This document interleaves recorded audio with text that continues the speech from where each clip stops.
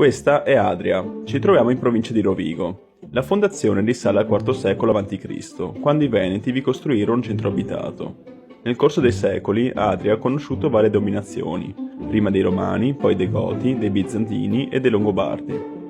Nel Medioevo Adria si sviluppò come centro commerciale, grazie al suo porto sul fiume Po. Nel XIV secolo la città passò sotto il controllo della Repubblica di Venezia, che la fortificò e la trasformò in una città militare. Nel corso dei secoli successivi, Adria conobbe un periodo di declino economico e culturale, fino all'arrivo del XIX secolo. Con l'avvento dell'industrializzazione, Adria conobbe un nuovo sviluppo. La città si trasformò in un centro industriale grazie alla presenza di imprese manufatturiere, tessili e chimiche. Durante la Prima Guerra Mondiale, Adria subì notevoli danni a causa degli scontri tra le truppe italiane e austro-ungariche. Negli anni tra le due guerre, Adria continuò il suo sviluppo economico e sociale, ma subì anche le conseguenze della crisi economica degli anni 30.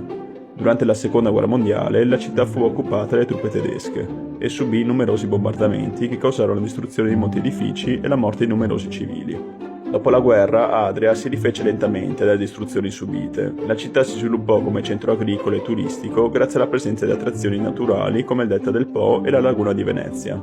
Ad oggi Adria è una città di circa 20.000 abitanti, che conserva testimonianze del suo passato storico e culturale.